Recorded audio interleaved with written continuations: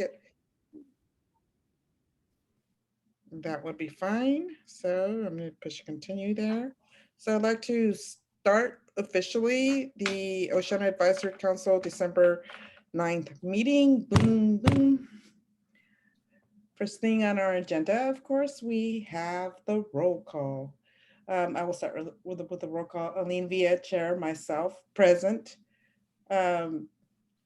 Charles, Councilmember Varney.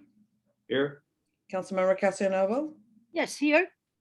Councilmember Dury, absent for now. And Councilmember White. Here. Okay. Next on our agenda, we have the public comment for items not on the agenda. Do we have anyone? I see we just have 4 participants, so I don't think there's anyone here for public comment. If there is someone, now's the time. I see maybe a cat with his tail trying to. Yes, I'm trying to do public comment. yeah, there it is right there. I have public comment. Go ahead. There it is. Oh, meow. Oh, what a cutie. Yes, Councilmember Varney? I just, I noticed that when I reviewed all of the written comments that came into SlowCog on the Oceano projects, and I want to say up front that perhaps the list wasn't totally complete or anything, but there was no letter of support from VACO. And Karen, I'm not looking at you when I say this. It's just like that in terms of, they certainly can't say they don't know about it, because I've been at that meetings and, you know, making them aware, and that,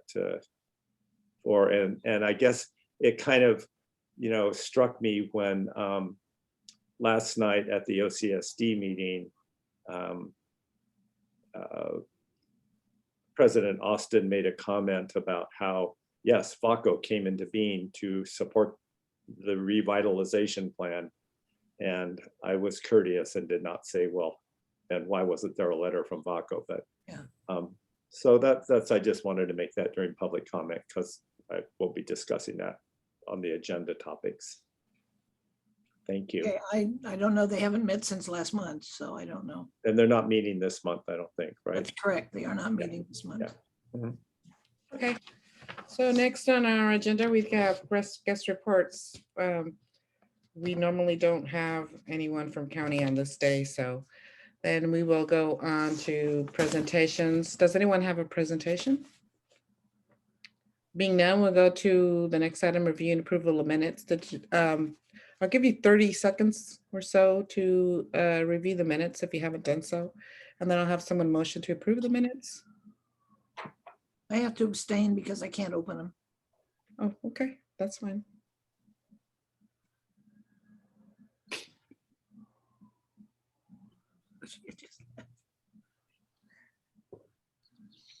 Were you guys, does anybody else have issues opening them? I'm sorry, but I didn't try. It's Google Chrome, and I don't have Google Chrome.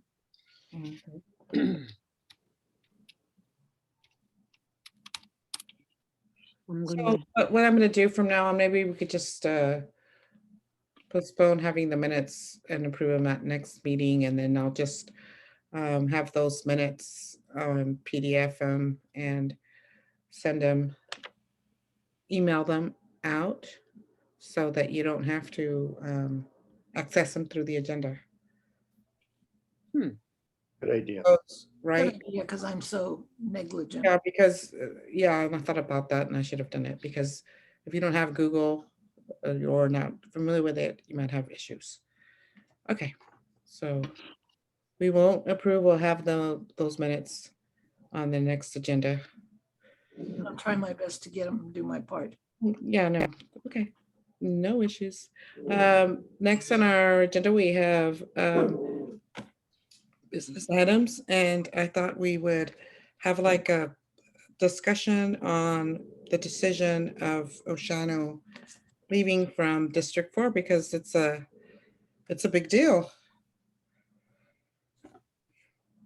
Does anyone want to start the discussion? Well, I can say one thing that I was told today, and it became kind of a joke, but it's kind of interesting, is that, well, Halcyon has now got beachfront property, and we're gonna put in a lighthouse and a pier and a fish store. And it's just, it seems strange that an area that's fronted by all this agricultural land, almost 40 acres, is now part of a beach city. You know, it's just, we aren't a tourist attraction, and I don't know, I don't see how it'll really impact us, but we had fun joking about being beachfront property. Yeah, I didn't really think of Halcyon, how it affects Halcyon, but now that I think of it, yes, because Halcyon is so, it just, when you go to Halcyon, you feel like you are transformed, you are taken back like 100 years. I feel like a Little House on the Prairie type of town. It's Well, beautiful. I just feel like there's agriculture on the other side of Halcyon Yeah. Road and agriculture on this side, Yes, separated in two different supervisorial districts, and it makes me a little uncomfortable that our ag land could be shortchanged just because the supervisor is looking at a lot of other things with a small amount, who would be a supervisor for Oceano and Halcyon. They would be not looking at that as a big issue. Agriculture wouldn't be a big issue on their plate because they'd be doing all the coastal things. yes. Yeah, I don't understand. The more I think of it and the more and more I think of it, the more it saddens me because I've thought of it before where, Oceano doesn't have land and for homes like other areas do. And I thought, well, look at all the ag land. But then it's like, if you start chipping away at the ag land, pretty soon you have none, and then it's not Oceano anymore. And I think that's what makes us so special, that we have this rural feel and the historical tie to the agriculture and all that. So, And you still do strongly. well, yes, yes. Yeah. Well, I think that, I mean, we all know that this was a very, very political move. Any justifications, I mean, the arguments that people got up and said that when Oceano is so much more similar to Grover Beach, et cetera, et cetera. It's it'd be one thing if just Oceano was carved out, but what really completes the picture is that Edna Valley Country Club was carved in. Mhm. And there you have it. Democratic voting community kicked out and a more Republican community pulled in. Oh, yeah. Councilmember Casanova? Yes.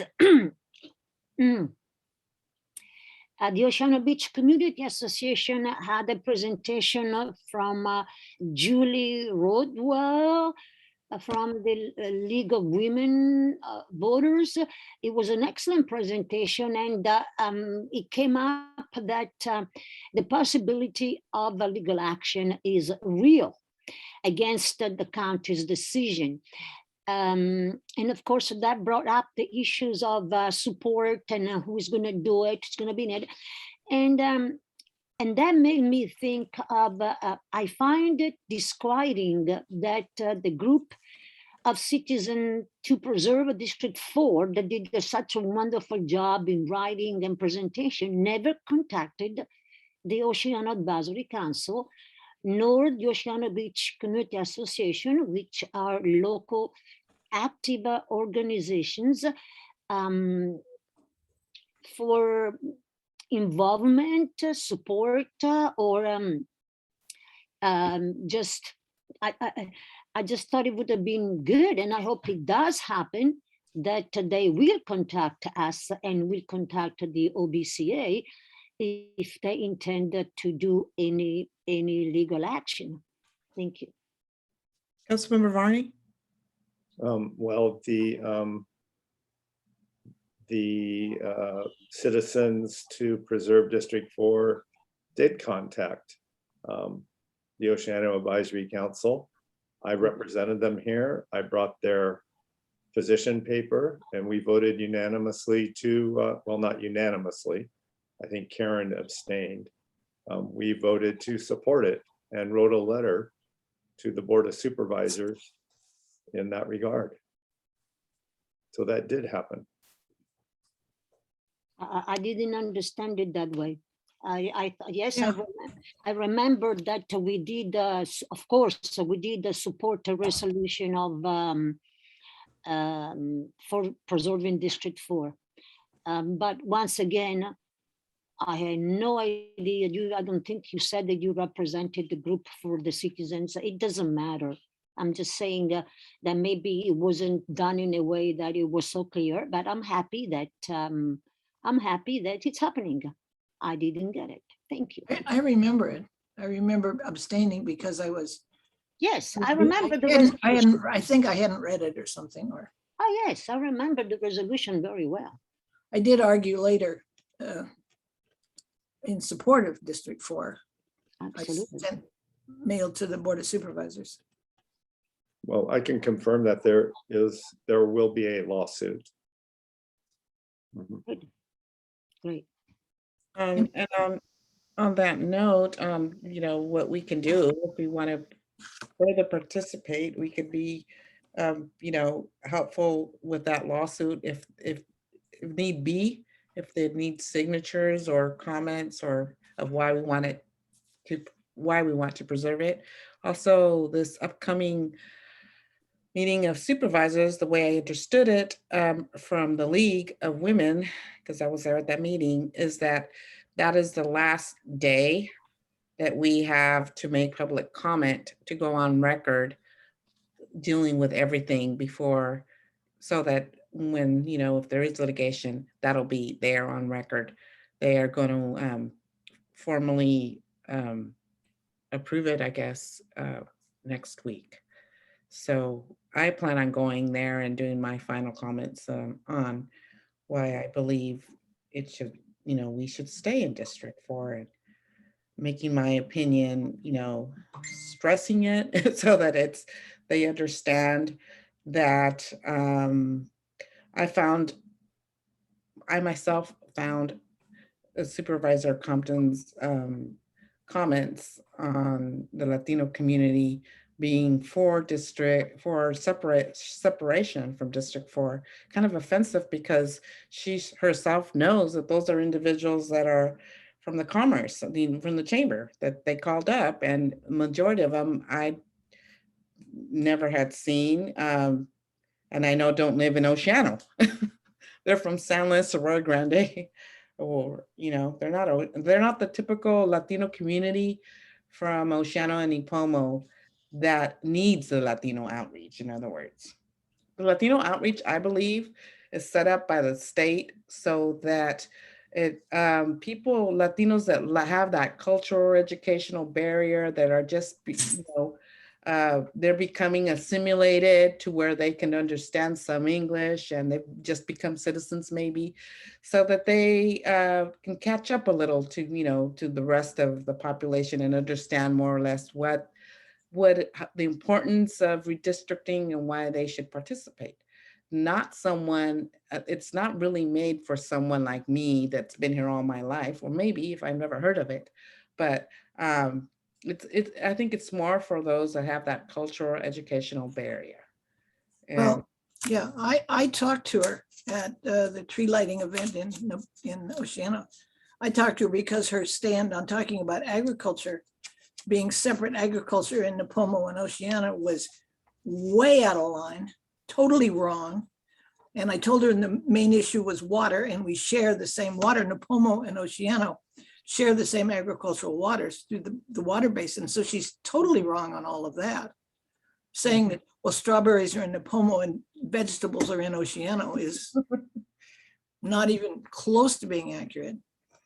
And she said, well, and I said, well, I said, I have to say what I have to say and you have to do what you want to do. So I let it at that. I wasn't gonna argue. Yeah, so, you know, we still can have our say or do final comments next week. Mhm.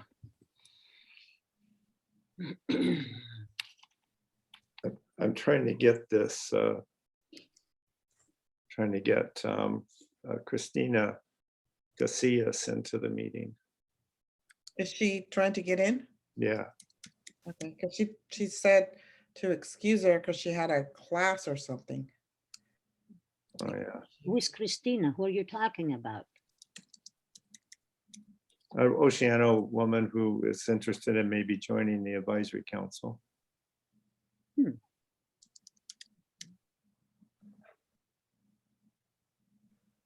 Okay. So are we done with this topic? Yeah, I I am, think thank you. that's be done. Yeah. Okay. Next on our agenda, let me, Oh, wait, here she is. Okay. She got in. okay, so, Hello, Christina. hi, Christina. I guess she's muted. So next on our agenda, we have the old business, and we'll start with the curbs, gutters and sidewalks task force. And Charles, you want to update us with that? Sure. First, I'd just like to say hi to Christina. Welcome to the advisory council meeting. Glad you could make it. Thank you. Mhm. Do you want to just say a little bit about yourself for us? And we'll let other people introduce themselves after you do. Sure. I've been here my entire life. I was born in San Luis Obispo. I love Oceano. I mean, more than anybody I know. And I care greatly about the community. I've been active. I've been on the community center board. I've attended many meetings. I'm bilingual, so I've translated for talks that we've had. I work at Cal Poly currently. I've worked at the Housing Authority. I've worked for the county, the women's shelter. So I've been, you know, I've been around the county quite a bit, and that has also, you know, reinforced my passion and love of the county. But I've also seen the changes that have happened. When we were growing up here, no one wanted to be here. It was a dirt town and it was not metropolitan at all. And then in the last, I would say 20 some years, that's when it seems to have taken off and changed. And this is where I've seen the greatest change, but not in the way I was hoping. I was hoping that we would keep it small, value, you know, our little town ways, but it's going big and bigger. So that's all I got for now. Thank you. Maybe each of us could just briefly introduce ourselves. I've already introduced myself to Christina, but yeah, I've been here for 20 years and love Oceano. I'm sure not as much as you do, but I do love it as much as I can, being here 20 years. Aline, why don't you go next? I know. Well, I don't think I need to introduce myself to Christina too much. You're Oceano sisters. We went to school together, so I've known her since she was 11 or so. We were in Camp Fair together, then junior high together. So, okay, we'll let Lucia, Councilmember Calcinova, go next. Hi, Christina. I think I've seen you around Mhm. different places. Sure. I've been here over 30 years myself, and I just welcome you here. Thank you for being here tonight. Thank you. Councilmember White? Yeah, my grandfather came to Oceano in 1900. Uh, Yeah.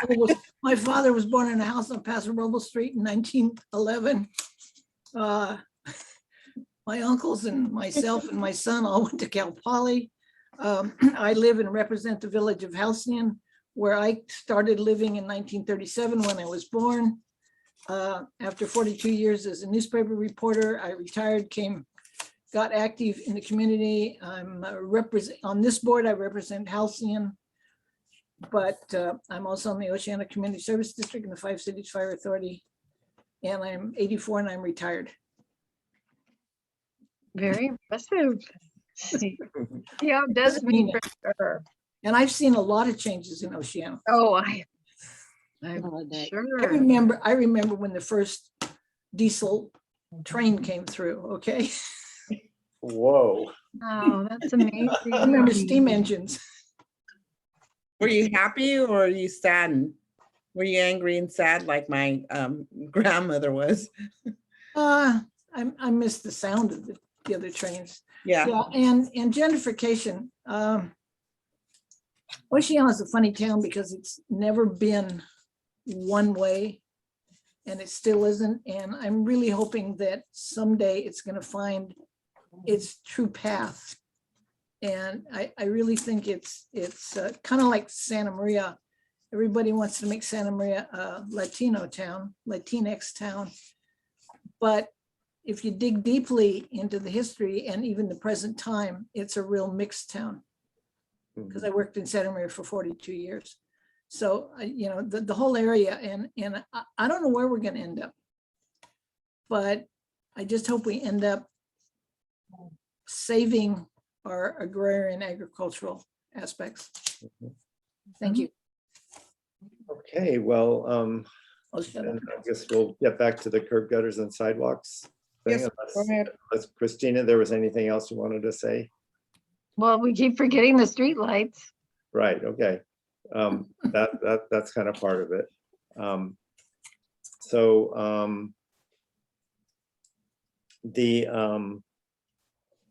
The grant proposal that SLOCOG is the lead agency for, which is going to go to the state and look to get money for curbs, gutters, and sidewalks in Oceano and flood control to go along with them, is in process. The head of that at SLOCOG is Steve Hamamaikai, who I think most of us are familiar with. And I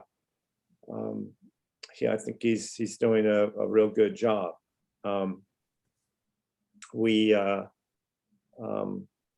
Aline and I attended the SLOCOG meeting on, what's that, yesterday? Or, I think it was yesterday. yeah, geez, I mean, it's just like, I'm just in a blur of meetings. Did Yeah. Councilmember Casanova attend? Did you, Councilmember Casanova, did you attend? No. Oh, okay. I read the report he created. It's a good report. Oh, thank you. Yeah, and Aline and I had a meeting with the director of SLOCOG and Supervisor Ortiz-Legg to, in a sort of more informal setting at a coffee shop, to talk about issues related to projects that have been proposed for Front Street in terms of intersection improvements and so on and so forth. And I wrote up a report on that meeting and distributed that to all of you. After the meeting yesterday, in which I raised some questions about the funding for projects in downtown Oceano. Specifically, there's a project to build at the intersection of Beach and 17th Street, next to Tapatio Market, to either shut close off Beach Street or close off 17th Street, or maybe even close off both of them, and build a plaza there, and improve the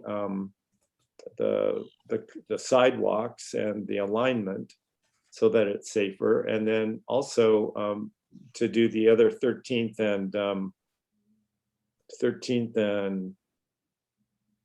15th Street intersections on Highway 1. Yeah.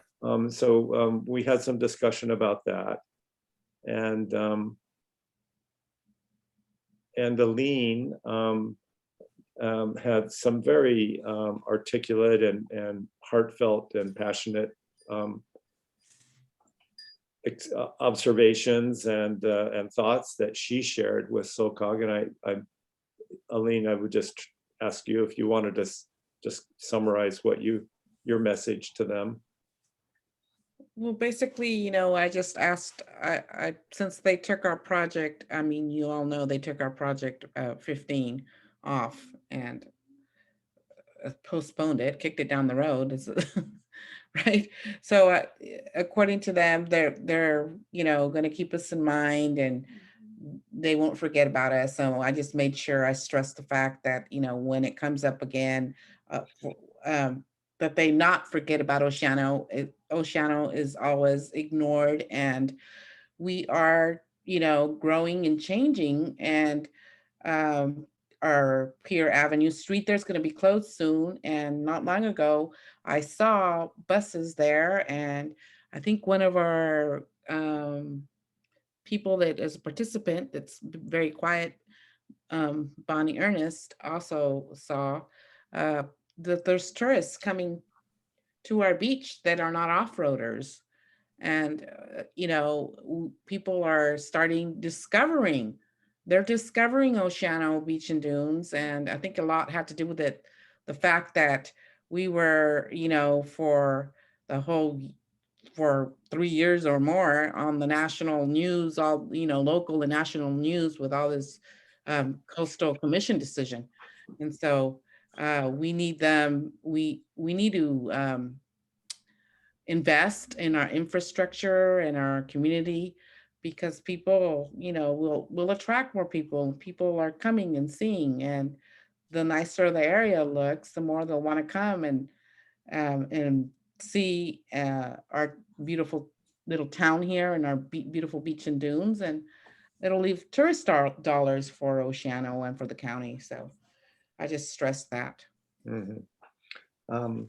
So after the meeting, I got a email from Stephen Hamamaikai, and I'll just paraphrase what it was, a brief one. He said something along the lines of, you know, Charles, you and Aline, or he sent it to Aline and I. Aline got it as well. That you know, we had raised some questions, and that if we would like to get together with SLOCOG staff and have a discussion, that to, you know, to put our questions together, and then he would arrange to have the staff that were appropriate for answering those questions and talking with us come together in a meeting. So I thought that if the council would like to do that, then I'd see if we could, anybody on the council who wanted to attend that meeting and have discussions with SLOCOG, I can get that set up, and we could, you know, generate a list of topics or questions that we'd like to have some discussion about. And if that's the desire, then I will facilitate that. I think maybe the best way to do it would be for after this meeting. I think that I know Aline and I have some questions, and maybe I can start the list with that and then send that around to everybody, and you can add on to it or whatever. And then I'll submit that, and we'll look to set up a meeting time. I'm sure it'll be a Zoom meeting sometime, probably. I don't know if it'll happen before Christmas, but maybe so. Probably more like in the new year, depending on their schedule. And our schedule. Right, right. Everybody's schedule.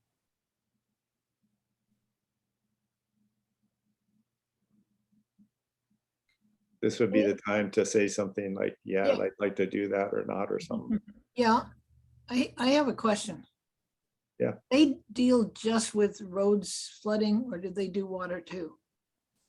SlowCog, Does just grants for just roads, isn't it, or mostly? right, it's just transportation Yeah, stuff. that's what I thought. Okay, Pedestrian safety, bicycle, transportation. yeah, And well, we did find out yesterday that there was some potential problem with the 17th and Beach Street intersection project, the Plaza project, because OCSD needs to put a water line underneath Highway 1.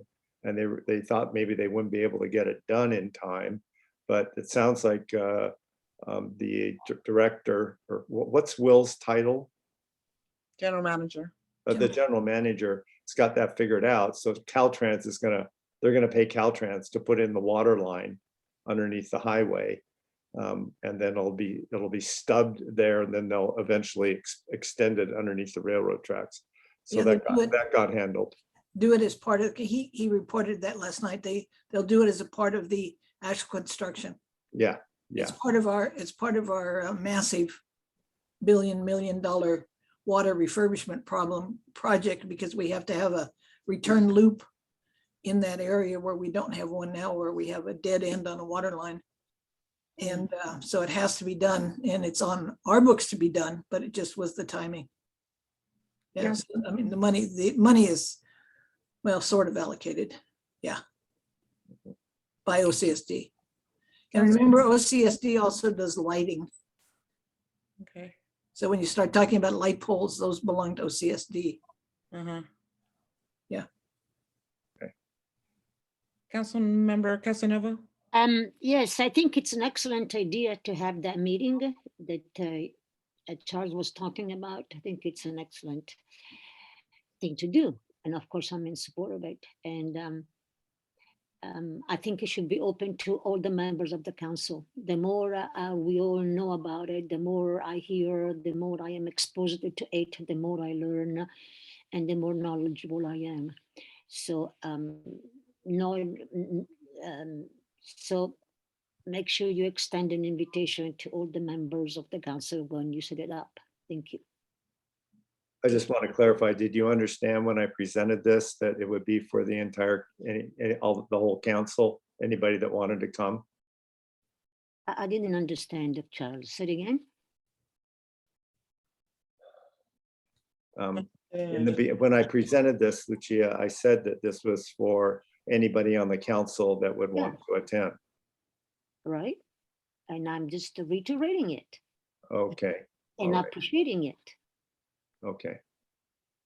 Just So, wanted to make sure that you understood that. Yeah. so we'll look forward to your email. We don't need a motion for this. Right, right. Now, there is another thing here related that I think most of you know, that Cal Poly's graduate program in city and regional planning is focused their entire studio class, all 20 graduate students are doing studies in Oceano over the next few weeks and then into the next quarter. And they were here over the weekend doing surveys of residents at the Central Market and Efference. And they had a presentation last week and at the Oceano Economic Development Council's Project Advisory Committee group. And I have that video and I could show you about 10 minutes of it, which will a clip. I mean, anybody that wants to look at the whole thing can. It's at the, it's on the OEDC website. But this clip, which shows the different areas and projects that the students are looking at. If you would like to see that, I could show it to you, or you could go and see it on your own if you're interested. Yeah, I would like to see it. you know, before the, but for want of a better word, we are leaders of Oceano. We're invited to participate with those students, and I feel like this time they're not inviting us. Because I was involved last time with stuff that we met at the depot, and there was class, there was interviews and stuff, and I'm wondering wanted why to- not. Councilmember Casanova? Yes, I want to answer Karen. You know, Karen, I remember very well. The time you're talking about was 2.5 years ago when the Oceano Beach Community Association was in charge of that project. No. I mean, when we had the workshops and when we had the meetings at the depot and when we had, yeah, you were there and Perry. Yeah, That's what I'm saying. So those were organized by the OBCA and it was different. Now there is a new management. And I agree with you. They're keeping things a little more not as open and not as accessible to everyone. For example, yeah, I remember when we did it, we really did the big outreach and a lot of people showed up. But now it looks like it's not that way anymore. So it's a different thing now.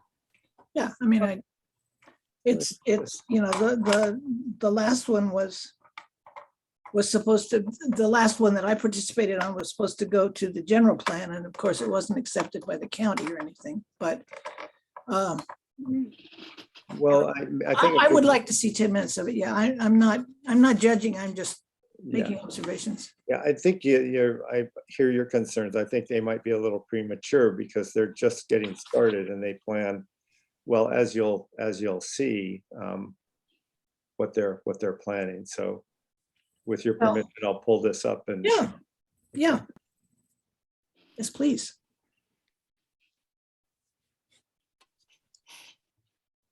Okay, let me,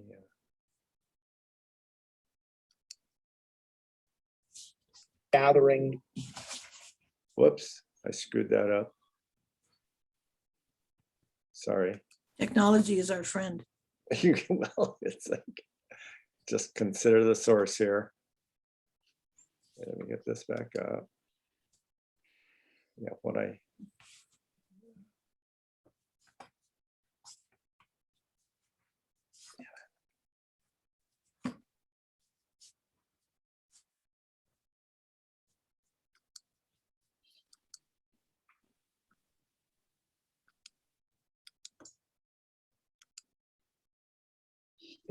We really want to focus on the Spanish-speaking community in Oceano. And then we also want to talk to young adult students in high school groups. So we're going to move on to background report stories. These are basically information that we're gathering in the community through research. And we want to make sure that this is matching up with your lived experiences. So if you guys have if this is matching up with your lived experiences or you're not matching up with your lived experiences, we definitely want feedback on this. At the end of the presentation, there will be links to where you can send us email, how you can get in touch with us. But if you guys have questions on this, we're going to be going over 11 stories, brief stories. They won't be very long, in 4 different sections. And we expect that you will have questions and comments. So if you want, please put them in the chat so we don't forget you. We'll look at the chat later on and we'll go back to these at the end of this presentation. So we definitely want feedback. So just put your information in chat and we can kind of circle back with you. So the first section that we're going to be doing is housing, food access, and economy. And I'm going to pass it off to that team. So if they want to unmute, I will leave it to them. Hi, I'm Allison. I'm looking at issues related to food access in Oceano. So one thing that's coming up is food insecurity. So food insecurity means having limited, uncertain, or inconsistent access to quality and food or the quantity of food that is necessary to live a healthy life. Those who are food insecure often must make difficult choices between paying bills, housing costs, and buying food. Food insecurity is associated with many different negative social and health outcomes. such as increased rates of obesity, chronic disease, and mental health issues, as well as loss of productivity and employment issues. One issue that I found in Oceano is that food insecurity is a growing issue in this community. The California Health Interview Survey found that close to 8% of low-income Oceano residents are food insecure. This is compared to 6% of the state at large and only 3% for the county. However, the actual amount that are food insecure in this community may be larger, often due to the hidden nature of food insecurity. So one thing I'm worried about is that many residents go to sleep not knowing when or where their next meal is coming from, or feel they must forego meals in order to stretch their money further. Next slide. Sorry, I was responding to a chat. Thank you, Allison. Appreciate that. I'm Michael. I've been looking at housing in Oceano, and one of the things that I've noted while I've been looking at housing has been the significant number of vacant housing units in Oceano. The table on the slide shows the comparison of Oceano with SLO County and Cayucas. The bar on the left is showing the percentage of the total housing units that are vacant. So 19% of the total housing units in Oceano are vacant, significantly higher than the county as a whole. One thing I also found is a comparison between 2011 and 2019. It's been fairly consistent, the vacancy rate in SLO County and Cayucas, whereas in Oceano, it's practically doubled, with a large share of that increase in vacancy going to seasonal uses or short-term rentals. Vacation rentals. Thank you, Michael. Appreciate that. I just want to note that the chat may be only working to the hosts and not everybody. So if you can't send it to everyone, if you could send it to maybe Kelly. I don't know if the host, Robin is telling me that we don't have access to everybody being seen in the chat. So just want to let you know about that.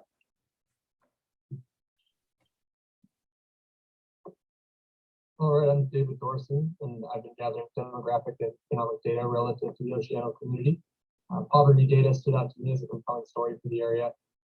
As compared to the San Luis Obispo County, Oceano has a higher percentage of population below the poverty line, 12 to 2019. This data shows the need for increasing quality employment opportunities and providing quality services for residents. The improvement of the unemployment rate is promising for future employment circumstances. The county unemployment rate has remained somewhat consistent, whereas the Oceano unemployment rate has been higher and more variable throughout the last 10 years. Thank you, David. So we're going to be moving on to environmental sustainability.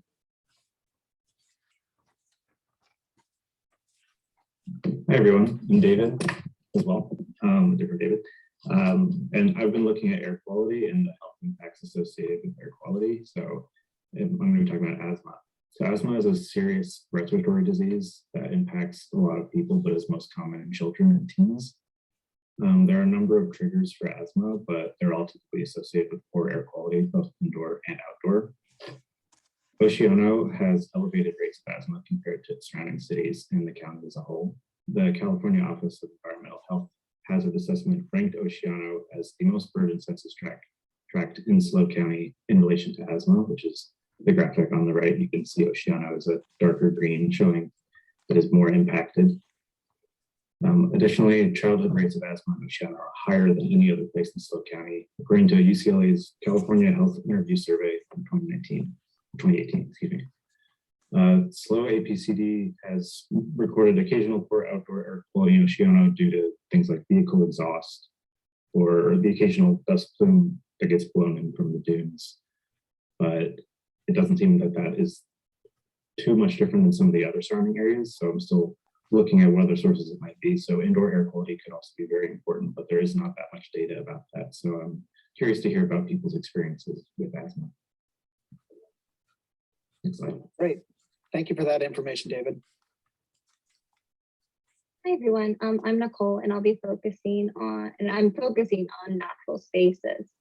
Being in nature has multiple mental and physical health benefits, and the physical access to these spaces is key in reaping these benefits. Oceano is positioned near beautiful natural spaces such as Pismo State Beach and the Oceano Dunes. Over the past year, as many of you know, the dunes have been opened and then closed to off-road vehicle activity. The Coastal Commission in their 2021 staff recommendations cited that the allowed vehicular uses were both not allowable by coastal law and lead to significant impacts on the environment and surrounding communities. However, the State Park Service in their public works plan had planned for further management of the dunes that would allow vehicular activity. Also, those who engage in off-road vehicular activity place a high value on this form of recreation. So we want your input and the community's input about access to the beach and dunes and whether people feel vehicles interfere with that access. And we also want to hear from those who want to keep vehicular activity on the dunes as well as those who do not. Next slide. Now we're going to move on to complete neighborhoods and mobility. Thank you, Nicole. I appreciate that. Sorry. Hi everyone, my name is Varshney and I'll be taking you through a 15-minute neighborhood concept. So a lot of researchers are trying to make our neighborhoods walkable, and one of the ways to do it is a 15-minute neighborhood concept. So what it basically is a concept where all our basic needs should be met within a 15-minute walk or a cycle or a bicycle ride from your home. So as you can see in the left side, there are some essentials needs we've tried to map, such as groceries, fresh food markets, medical facilities, and transit. And on the right, so on the map, you can see we've marked it at Oceano. So my question is, do you believe the neighborhood in Oceano meets your essential needs within a 15-minute walk or even a bike ride? Thank you. Just want to point out that the blue bubble, is a 15-minute walk from each one of these spaces. So the maximum distance that you can go. Thank you for that comment. Thank you, Vaishnavi. I'm Margot and I'm working on complete neighborhood design in Oceano. Neighborhood design fosters accessible and interactive environments that impact how people associate with their sense of place. Community design elements include the conditions of streetscapes, building forms, the relationships of buildings to the street, along with the quality of architectural and landscape design elements, both at the human and neighborhood scale. These elements can all promote walkable neighborhoods and community activation. So as design plays a huge role in transforming communities, we want your input on what design elements you would like to see in your community. Thank you, Margot.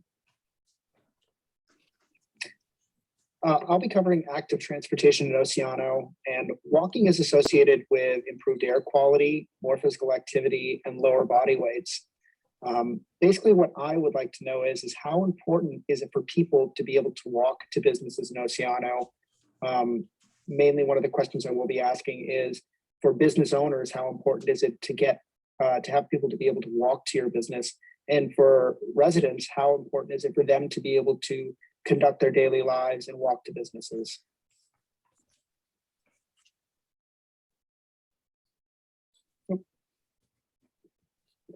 Hello, everyone. My name is Alex, and I'm going to elaborate on access to public transit.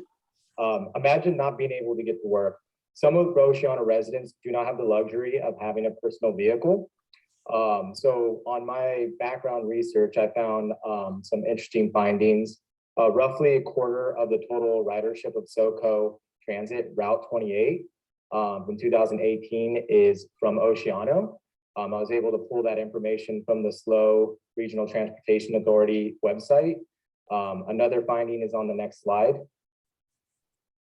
I created a map with the 5-minute walking distance to the nearest bus stop. So on the map, if you take a look, the blue outline is 5 minutes away from each bus stop. So as you can see in Oceano, there are gaps in access to public transit. And through academic research, there is support that transit use walking, and bicycling are associated with improved air quality and more physical activity, therefore bringing lower body weights and reducing the likelihood of chronic disease. Additionally, I would also like to look into the economic impact to access to transit.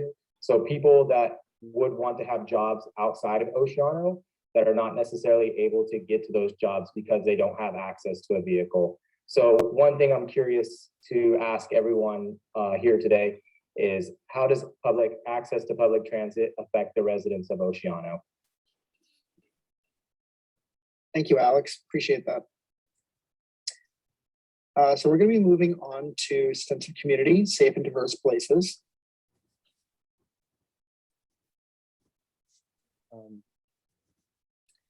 Thanks, Connor. Hi, everyone. My name is Rachel. I will be speaking for Libya this evening. She's not here, but is researching healthcare in Oceano. So lack of health insurance and limited access to healthcare facilities can have significant social impacts. Research suggests that low levels of insurance can strain relationships and trust among community members. Do you want to continue with this? I'm fine. I'd like it. Yeah. Okay, all right. In Oceano, approximately 10% of all residents do not have health insurance, with the highest rates of 18.9% among the Latino and Hispanic community. Compared to the county as a whole, this is particularly high. Next slide, please. Hi, everyone. I'm Riley, and I've been focusing on community safety. One thing I've noted is that safety measures and design can help provide a community with a sense of security for residents that then result in positive mental and physical well-being.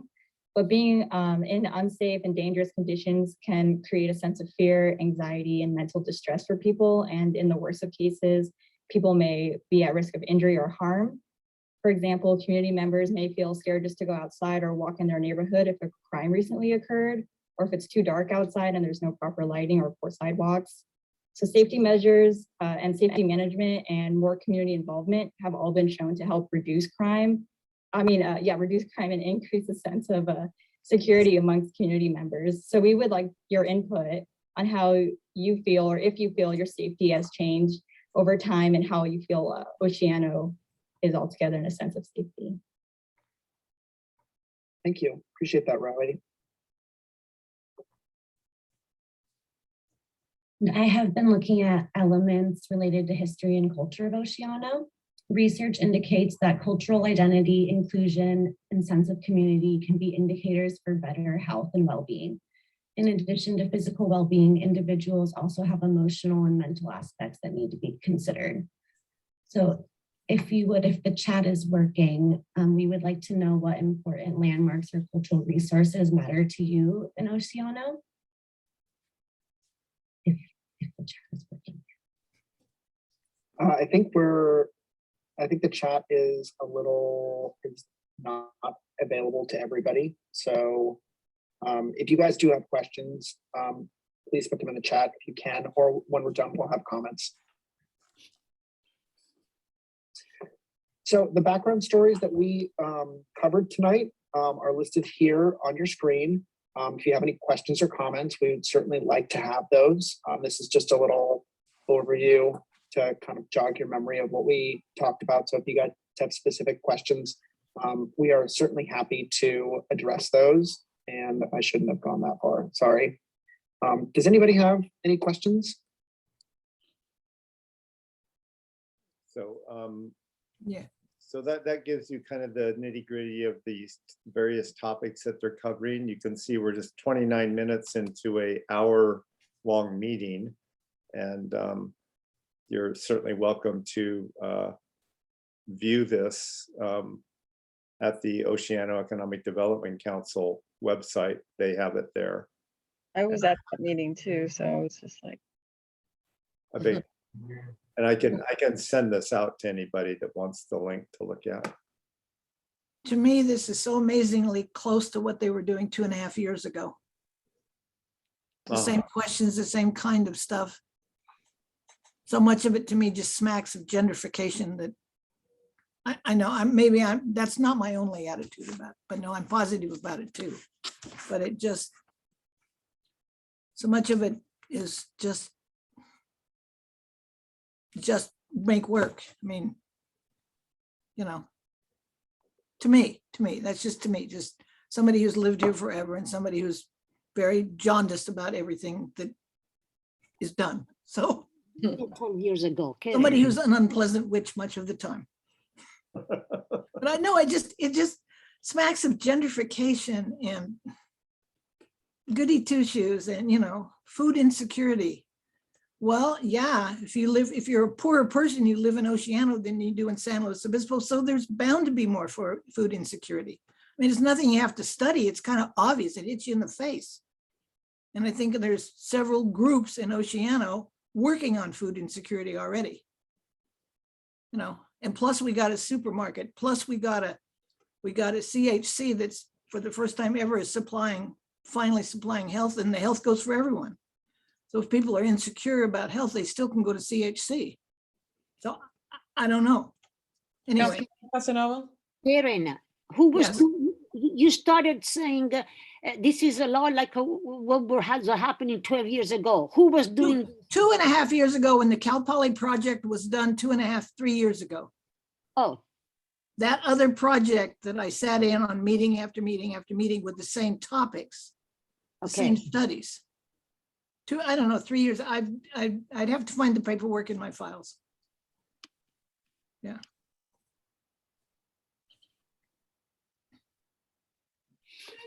But it's still interesting. Thank you for showing it to me.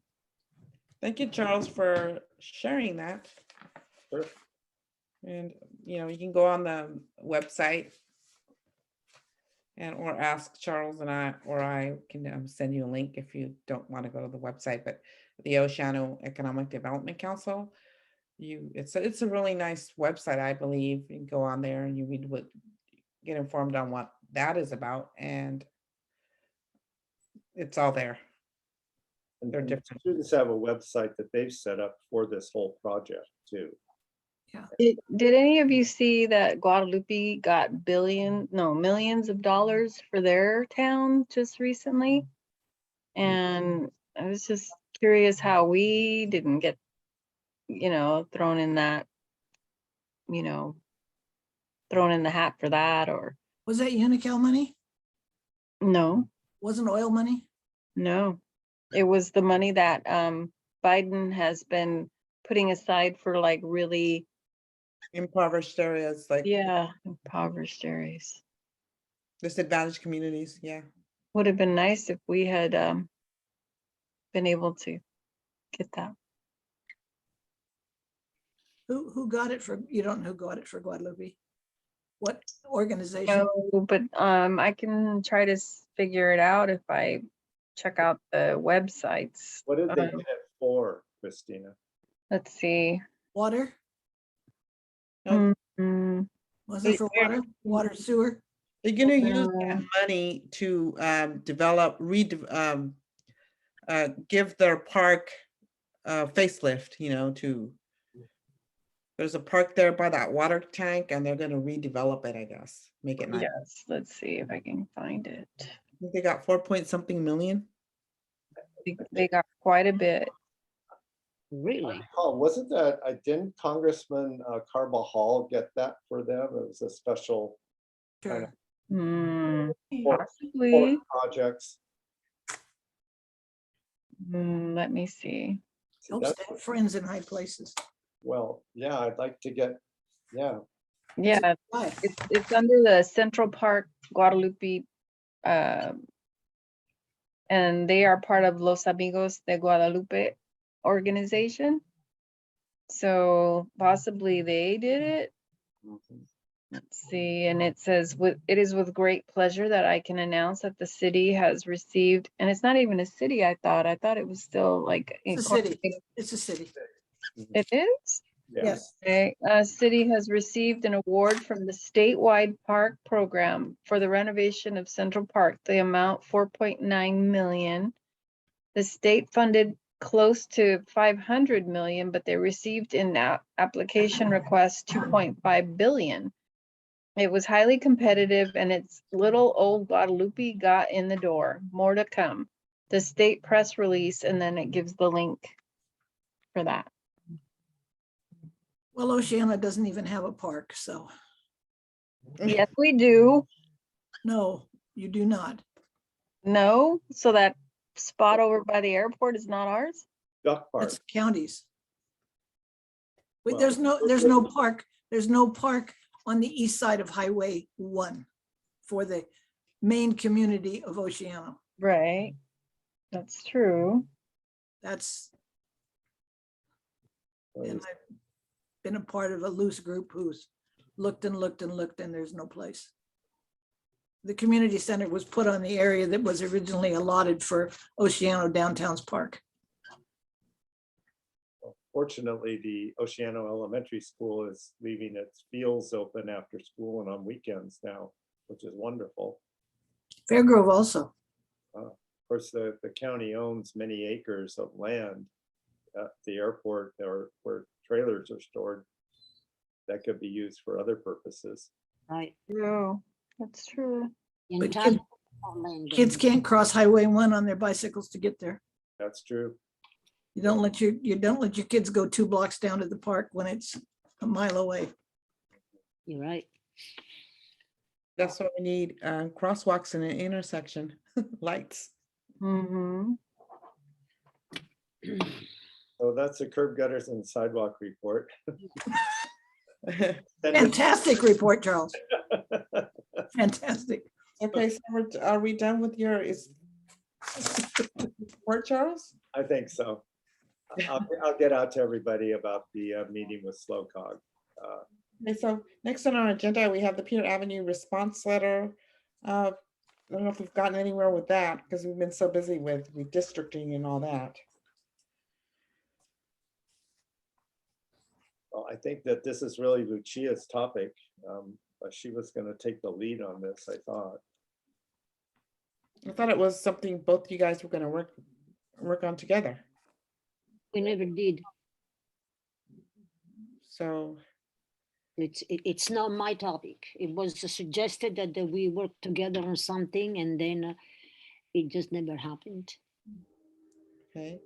Well, I'm a bit loath to take on more right now because I'm stretched pretty thin.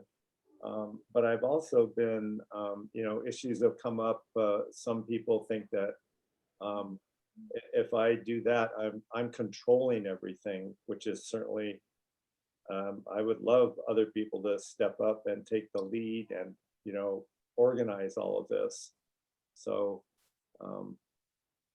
I think I'll just stick with curb gutters and sidewalks and redistricting issues right now. And streetlights. I think, Christina, I think you're going to have a passion and a mission if you win advisory council. We'll call you the We'll do the streetlight committee, and you can. Streetlight committee lady. right there you go, the woman of light, the woman of light. Good luck, Yes. because lots of people do not want streetlights in Oceana Right. Why wouldn't they? I can't go for a walk at night after because work. they don't like the light shining in their windows. And It's they not don't like gonna- to not be able to see the stars. The new lights don't do that. They're dimmer and they are directed. We Good were luck. talking about the revenue. Please, let's get back to the agenda item. Okay, Councilmember Casanova, go ahead. Going back to that, I think it is an important item and we should have a committee. Yes. I think we should have a couple of people For Peer Avenue, State Parks Relations, and the ODSV array, of course, the beach and dunes. okay, so we were on the response letter that never. Do we want to respond to that letter or not? What are you gonna say? They pretty well told you what they thought. I almost feel like we can, but it's not gonna, nothing's gonna come of it. Because we've kind of done this before and nothing. That's a standard letter they're sending to everybody. They sent the exact same letter to the OBCA. We are waiting.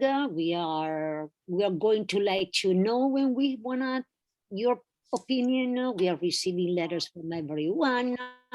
We will let you know when we are ready. And then even the BCA answered and said, well, when are you going to be ready to have this process where you're going to invite people to tell you what we want? And they never even answered that letter. So I wonder if, but we need to knock harder. We need to write more letters. We need to make phone calls. We need to insist. You know, the July 1st is coming up. It's going to be 6 months. We also needed to knock at the county's door. It's not just state parks issue, the parking on Pure Avenue. It's also county's issue. So, yeah, we need to have we need to invite the county. We needed to talk to the county planning for parking, more Okay, parking so on Pure Avenue.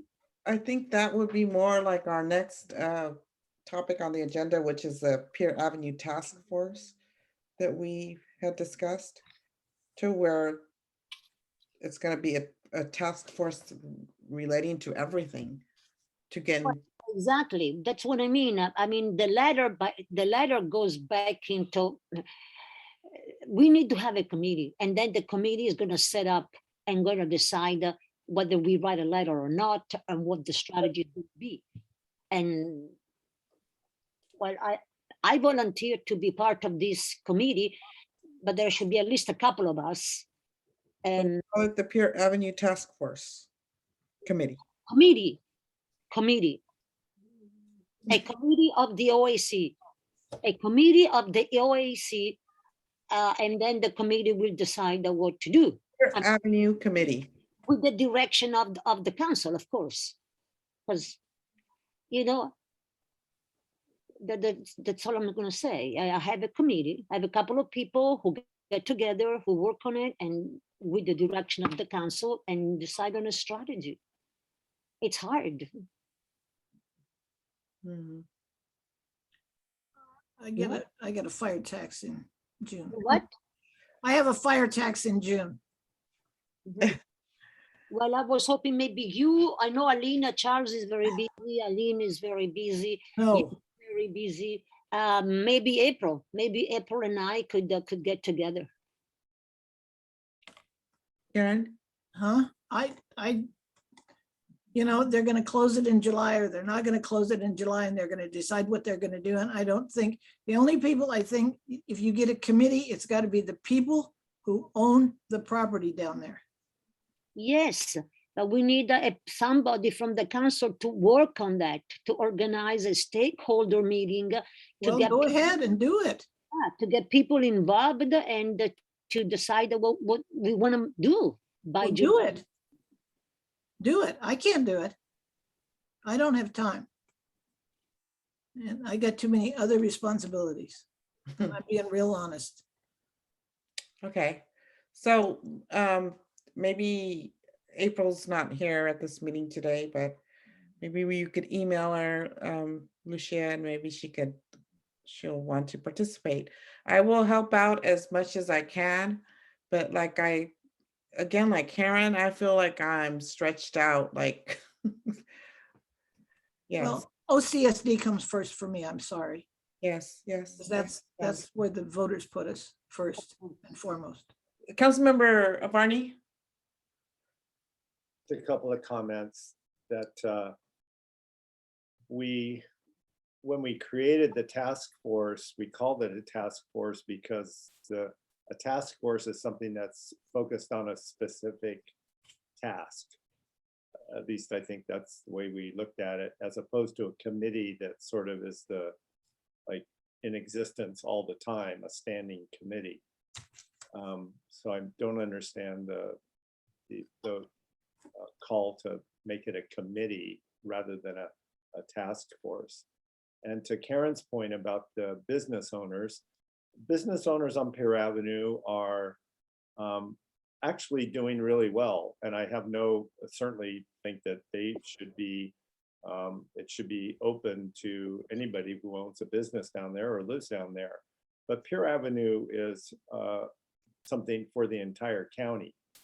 and its development is something that the entire county has an interest in. And obviously we all have a vested interest because it's the beach that we live on and what it's gonna look like. But I think that I just want to make sure that it's not in control of the business interests. I mean, that's my whole concern about Baco and the Chamber of Commerce. I mean, they have a very narrow view of, you know, what things, you know, what their interests are. And there are broader interests of the community that, you know, I think that's our responsibility to make sure that it's inclusive and everybody's, you know, has a seat at the table.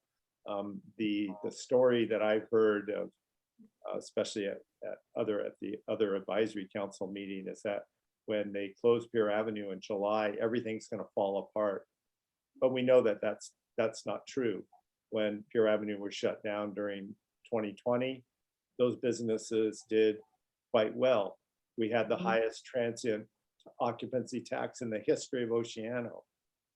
Those businesses are going to do fine. And if they were honest, I mean, I've heard that, you know, off the record, Verdeen says that, oh man, they're making money hand over fist down there. Now the ATV rentals they're gonna go out of business. You know, they're mostly all millionaires anyway and own off-road ATV rentals over in the desert, up in Oregon, all over the place. So yeah, there's going to be some adjustment. And we've also, remember, our council went on record recommending that any business that was, you know, disadvantaged because of the closing of Pier Avenue, that they be given some economic consideration paid for by the Off-Highway Vehicle Fund, which has multi-millions of dollars. Councilmember Casanova? Yes, well, all that I really want to focus on for the short run in preparation for July 1st is parking on Pier Avenue. I think that is the most important thing right now, and it is because things will kind of fall apart if visitors do not have a place to park, and businesses will not work if visitors do not have a place to park. It was a huge issue. Mailboxes where you know, people parked in front of residents' mailboxes, people occupied residents' driveways. There was a revolt because from the locals, I mean, I have property on Pier Avenue. I hear what everybody says, that they couldn't stand it because they could just not park anymore, the residents. So we must resolve this situation unless it really is going to be a huge backlash where people will say, you see, we told you now people can't park on the beach anymore. So there is no park in Oceano and it's not going to work. So in that respect, that's why that's what I would like to focus on. And parking means more than just parking. It means engaging state parks to convince the state parks and remind the state parks that it is its duty to provide access for pedestrians to the beach. Because so far has been just for cars, just access for cars. State parks needs to provide access for handicapped people, handicapped parking, day use. So it's more than just parking on the street. So but that I think that's the direction I want to go for right now. I think that's a great idea, Lucia. I mean, to focus on that, and still have to get the same stakeholders together. You know, that could be a great place to start. Yeah. The business owners would be supporting you. Yes, that's a great idea. Absolutely, because yeah, businesses and residents need parking, and visitors need parking. So I'll do what I can and let you know next time what I come up with. I'll give it some good thoughts. I'm going to contact county planning. I'm going to figure out who I have to talk to and and see if we can figure out what needs to be done next. I was trying to think of where people would park. I mean, I don't even like mentally see parking. Oh, there are lots of places, Christina, even across from the airport. I mean, I walked around. We need to make a map. There are lots of empty lots. There are places the state park owns. There is the huge parking lot at the end of Pier Avenue that is totally semi-abandoned, unused, that they could be enlarged and redone. Across from the airport, there is a triangular empty lot that is unused. That could be parking. So, But I think the people like to have parking right in front of the ocean so they can park and look at the sunset and to see the waves. well, sure. But right now, yes, I think, but it's impossible. Sure, the parking, the park at the end. Oh, by the way, I discovered that that parking lot belongs to state parks. That's what county told me. It belongs to state parks, so it's his responsibility to keep it clean, to repave it, because it's disgusting. It's completely full with sand, and it should go all the way to the bathrooms. Why leave all that sand between that little parking lot and the bathroom? It could all be just one big parking lot, and that would be more parking right by the beach. However, on big weekends, that's not enough. People can very well park, you know, just a block away and walk. Sure. It'd be nice if we could, if it was enticing to do so. Because I mean, it's kind of choppy and blocky, and like, how would I get to the beach? Or, you know what I mean? Yeah. Because like I said, people like to have everything easy, breezy, no, you know, no stress. And right, like where you're talking about, there's this beautiful green patch of grass that was never there that I see people really enjoying now. And where? By the ducks, you know, on the other side of the ducks. Where the playgrounds are in that side. It's like across the street from the park on the duck side. Yeah. That area I see, I mean, that to me is like a really nice walk. And anything that can be made into something pleasant to walk by or walk in or look at, anything with a view, I think that all benefits us. But like I was thinking, the airport would be the best parking. Yes. If it was ours, I mean, that would be, if we made the parking structure along the coastline so people could park there and then walk. You're right, Christina, and there is a lot of, you know, that parking lot by the airport is mostly empty. Why, you know, there are people that come to the during the big weekends and they can find parking, and then all of that is there are lots of, I'm not going to say it's totally empty, but it's underused. It's right, but until that airport is vacant, we wouldn't be able to take over the parking. No, but agreements can be made. Agreements can be made with the airport is county's land. So the county needs to be involved more than state park. It's also county's responsibility, you know, parking. I mean, they could charge, the county could charge for parking, like Pismo is doing. For a day parking $10, and the county is going to make money. You see, the money the state parks is making right now by charging $5 to park on the beach could be made by the county.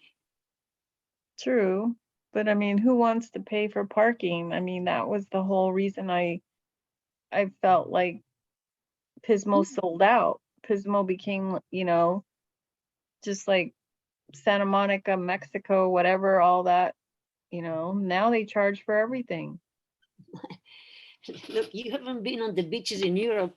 You park for everything. You pay for every parking, and cities live and make money on parking because it's, yeah, it's important. But anyway. Yeah, I guess if that's the way we need to go in order to make up for other things.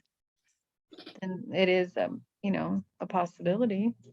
Yeah, if we got the money, but the county's not gonna give the money to us, they'll just take it. Exactly, and that's the reason why it's frustrating to not know the you know, the stake that the state and the county have in everything. I mean, what is their cut? What are they gonna take? And does being a, you know, a count, not being a city, is that hurting us? Do we need to be a city first in order to get our cut? And we have a hotel, we have Airbnbs in our town. I mean, I don't understand why we couldn't qualify to be a city so that the county would just take its hands out of our pocket. Or, I mean, I don't know if that's a direction we should go in. We can't. We've been there. We're Why, being, why can't we? We aren't big enough. We don't have generated enough money. Let's join That's- Brooker Beach. That's why I'm saying, why can't we rethink that? Because now we have, you know, Airbnbs, those got to be making millions. I mean, not millions, but you know, lots of money. And Together they do. and the hotel that they said all we needed was one hotel. We have one hotel. So there's really no argument for that other than, you know, really building up our business. Why are there vacant businesses there? Why is there you know, a restaurant that's just sitting there unopened? Why is there a bunch of businesses there that don't seem connected to Oceano? I don't see any kind of cohesiveness when it comes to the businesses, like a chamber of commerce for Oceano or anything that regulates businesses in Oceano, you know, to promote businesses. I'm not seeing any of that yet. It exists. But who's managing it? Why isn't it publicized? Why isn't it on, you know, social media? Yes. Christina, our Pier Avenue is basically the entrance, the driveway to the dunes, to the off-roading. We're like called the doormat to the dunes, the highway to the dunes. that's the whole problem. That's I'll say they live in there. I'll say they're the main issue. If you're gonna put a business, a restaurant or whatever, and you see all those off-roaders with like huge vehicles and all that exhaust coming from all those vehicles in and out all day on the weekend, you're like thinking, maybe I shouldn't have my restaurant here. Look at all that sand that's being trucked out. It's a lot of sand. Right. Well, that's what I'm saying. If they were to think about the, you know, making this happen after we throw them out, then we're good. Sure. It will Because- happen. Well, there is a tourist board. There used to be a Chamber of Commerce type organization for Oceano. Did they fade away? Did they? Yeah, there wasn't, they faded away. Okay. Kiwanis Club faded away too. And, but the tourist board is the South County something, I think. It's the, Okay. I think we're getting a little off topic now from our agenda. Trying to answer some questions. Yes. Yeah, we've got 5 minutes. Oceano Improvement Association. Okay. Oceano Improvement Association for a long time. Next on our agenda, we have the updates, action items. We got the webpage, the GoFundMe page. Okay, so on the webpage, I don't know, maybe did I send you all a copy of the letter? Yes, I got it. Okay, all right. So you know, I mean, James has a big heart. Christina, this is about our webpage, our website, which is actually, I mean, we totally redid this last year. But there's not, most of us don't have skills to really get in there and manage it. And the guy who put it together, as we contacted him to see if he would help us some more, and he said that he could do a bit more. I'd be happy to take on the training to learn how to do it. Because I update my websites at work. Wow, that is good. that sheds a lot. You're bringing more light in here in this very meeting. I mean, that could be wonderful. Welcome aboard. Yeah, sure. Mhm. I mean, we started Facebook pages for Oceano. We can gear them in any direction. And we do have a Facebook page that, yeah. could That you- we can link to the website Mhm. and just route things that way. We don't know how to do any of that, like going to the website and add things, and we just don't know how. Well, then if somebody could make arrangements for me to meet this person, I'd be happy to learn what he needs me to do. To, Probably already know. well, I have, and James did a couple of training videos for us as well, Oh, cool. or in terms of how to utilize it. What is the, what's our platform? What's it called? The host? Squarespace. Squarespace, yes. Okay. Did he send you? You can send me the links to my Oceano Queen. Okay. Yeah, I think when I got your address, I have Ocean Queen. It's not Oceano Queen. I just want Oh. you to get the link. Yeah. It's like, I'll correct that. Yeah, then she will need like that and then the password. You have the password somewhere, right, Charles? I think I sent it to you. Yeah, yeah. Yeah, the Squarespace password to get in to the back end of it so we can do stuff. So this is going to be like, I'll, if you want, I'll take responsibility for connecting with Christina on this, Mhm. like with the videos and with the passwords and stuff. And I make a motion you do that. huh? I make a motion you do that. Okay, I second it. Yeah. All in favor? Aye. He is in Aye. favor. There, now it's official. Right. Mhm. I'll do that as soon as Christina submits her letter of wanting to be on the Oceano Oh, Advisory. right. I started it today, but I had a final due Okay, and I worked all day, so I will do it. so we meet next week too, Christina. Oh, we're meeting next week? We meet 2 times a month. Oh, every Sec- other week? No, second and third Thursdays, Oh, okay. because we had so much work to do. Well, if you want to meet at Quintessa or Quintessa, Let's, can. let's meet in Zoom, or I'll send you stuff in email. Okay, And then, and we'll communicate that way initially on this stuff. sounds 'Cause good. I don't think there's much we can do at Quintessa with it, or I couldn't. I need to be at my computer. Oh, got it. Okay. Okay. I take my laptop everywhere with me and I have a hotspot. So I have internet everywhere. So if you ever need that, Yeah, you're in the Just- younger generation. oh, I don't know about that, but Hang out with all those college kids. I have an old box on my desk. Christina does that work, so she should be able to do it. That Yeah. sounds wonderful. Mhm. Thank you. Thank you very much. Yeah, really. sure. So, and then we set up, Lucia and I had set up a GoFundMe page. I have not seen any further donations. I don't know when it dies or what. Can we change the GoFundMe to something called Give Some?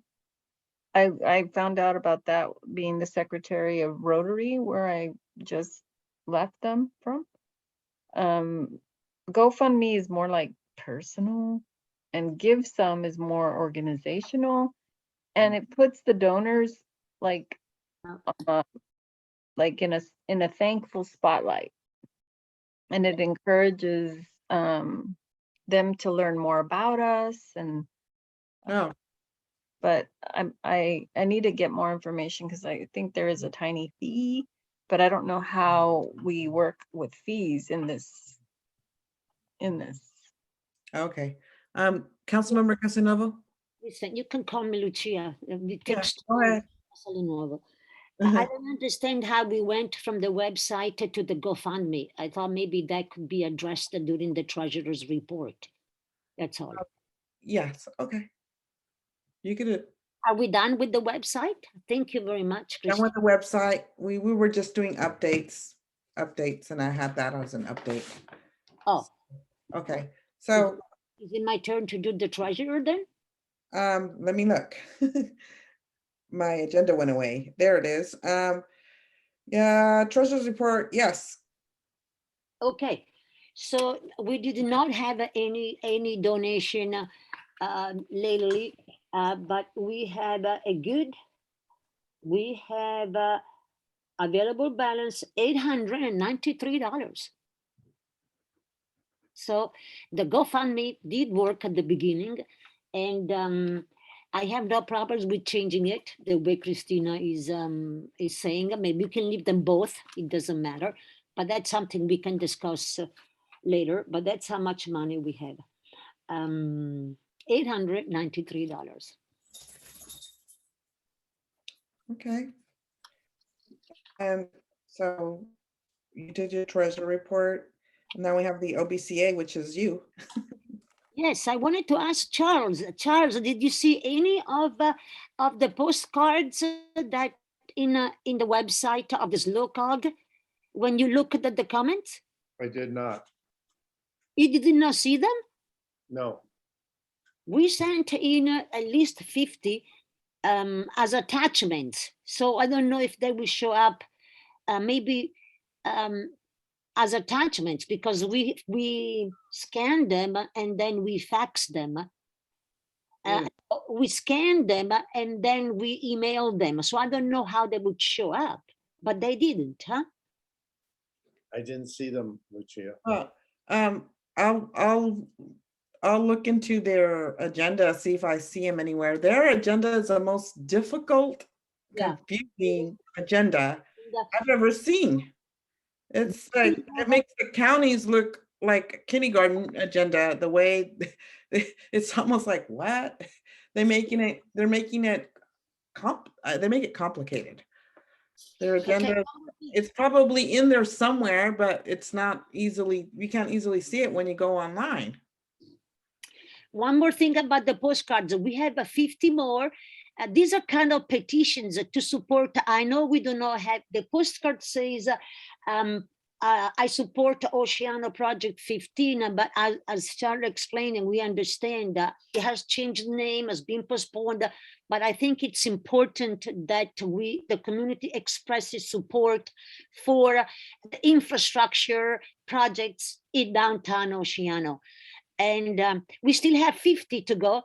And this Sunday, the Oceano Beach Community Association will have an event downtown. We're going to put our table out with some signs and our banners, and we're going to walk the downtown and the businesses with our postcards to collect signatures and talk about the revitalization plan and the infrastructure projects downtown.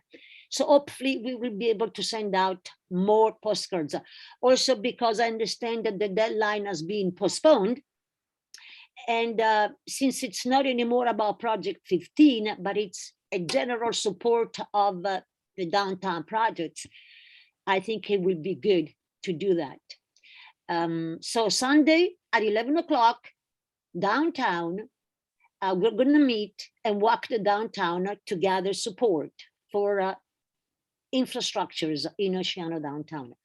Another thing that the OBCA is doing, OBCA participated in the OHV Commission this morning. The OHV Commission is looking at the SCRIPS study.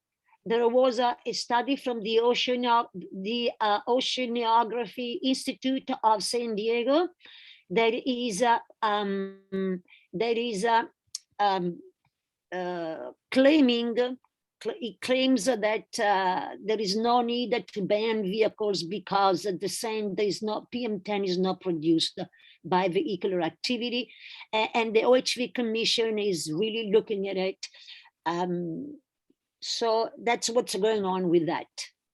And, but that's all. Thank you.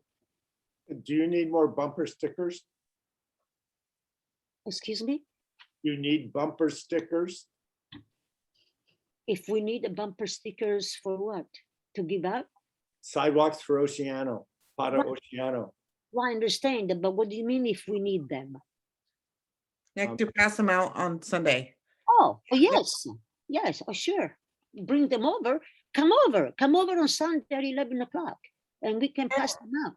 And where's downtown? I don't even know where that is. Whereabouts? Where are you gonna start? What? We're gonna put a table by the Catholic Church. Oh, No, between Sylvester and La Tapatia and Efren. Between Sylvester and Efren, that's what we call the downtown. That's where we usually meet when we do our cleanups and things. the little triangular park there? Yeah, across from that. Yeah, and then we can walk to Pintesa, to Sylvester, to Efren, to the houses and the neighbors that are around there. They're the ones who need to support the downtown revitalization projects. All those businesses there, show them the postcard, have them fill out the postcard, pick up the postcard, and we scan the postcard to them. And Yes, I do believe SlowCog, they're in there somewhere in the package, I believe, because it was mentioned that they have received a lot of input from the community of Oceano at the meeting. I remember them saying that. And I think it's those postcards. all right, 11 o'clock Sunday. Thank you. For anyone that wants to go, welcome to go. Okay, next on our agenda, we have the Oceano Community Service District, which is myself. I'm representing the district. So we just had a meeting yesterday, and at that meeting, we formally voted for that new ordinance that I spoke about at the other meeting. Now I'm forgetting the number of it, but it's the disposal of waste California law, SB, what is it, 183? I'm not sure the number of it right now, but we voted on that ordinance, and it's something California, it's required by California, so we had to pass it. And it is going to increase our garbage bill slightly. We don't know how much yet, but it will. But it's something good for the environment. What it does is it requires the businesses now to have like a green bin, like all residents. You know, they weren't required to before, and they're also going to provide us with like a tray for our food, for food scraps. So maybe they'll drop it off. If not, we're gonna have to call in and request it. Not sure how that's all gonna work, but yeah, we signed that. And then we also signed that new ordinance. We also voted in a new president and vice president, and congratulations. The two people are here. Karen White will be our president, and I will be the vice president for OCSD for the upcoming year. So Congratulations. I was very happy for that. Then we have last year. And it's Karen's last year. Yeah. Although I don't, for some reason, I have a hard time believing she's going to retire. We'll see her around. I'll still be on the committees. I can. Yeah. Till She'll I be on committees. till they say get out. I don't think Karen White's ever going to retire. Yeah, I'm already retired, actually. That's the reason I can do this, is because I am retired. So Okay. that's that. And we did new assignments also there. That's about it. One other thing. Fire. Fire. Tax. The fire tax. Yes, we voted on, that was a major part of the meeting. There was a fire tax that we decided to do. You know, it's going to be put on the ballot again, and hopefully this time it'll pass so that we can keep our fire emergency services local and not have the county come in and who knows what. We decided on the parcel tax. We thought that was the most fair. and, equitable way to go. So that's the way it's going to be with a parcel tax for 180 per parcel. Thank you. So that's for people that own properties. They'll have to pay that, and that's per year. So it's not like 180 per month, it's per year. And hopefully we lost by very few votes last time. So hopefully this time it'll pass. Let everyone know that we want to keep our fire services local. And why? And why we want to keep it local. Why do we want to keep it local? Yeah. I mean, I don't understand. It's not like we have fires every day, and we would have to. Calls. What? 85% of it's medical calls, not counting, that doesn't count traffic accidents and that doesn't count fires. We have 10 to 12 fires a year. We have up to 4 or 5 medical calls at a time in Arroyo Grande, Grover Beach, and Oceano. It's all about medical. Yeah. So why does it get lumped under fire? Just curious. Huh? So why is it lumped under the fire? It's emergency services and fire department. Oh, Yeah, okay. 'cause they tend to get there faster than ambulances. I really appreciate them. Ambulance takes Forever. No, There's no, only I two just. There's only 2 ambulances and people have to pay for those. And the emergency services and fire department comes free with your tax supported money and takes care of you. And there's normally 3 for Arroyo Grande, Grover, and Oceano, while there's 2 ambulances from Napomo to Shell Beach. I mean, Napomo to Avila. Wow. Excuse me, Kirin. So Yeah. you said that if I am in an emergency and I call 911 and they take me to the hospital, that's free service? No, not the ambulance. No, But the rescuers. But if the fire department comes and gives you CPR Mhm. and takes care of you, and then the ambulance will charge, but the fire department does not. okay. And they are there here very quickly. Mhm. So that is 5 appreciated. minutes. We try for 5 minutes. That's awesome. And those 5 minutes feel like forever, like an hour when you need them. It's almost 7:15. Okay. Oh, yeah, I need to go. All Yeah. right. So we're done. So can I have someone formally adjourn? Motion to Me. adjourn? I motion to adjourn. A second. All those in favor? Aye. Bye. And bye. Good night. Thank Bye. you, everyone. We'll see you Thank you, next week. everyone. Thank you, everyone. I'll be in touch. Sounds good. Okay. Clicking by, maybe.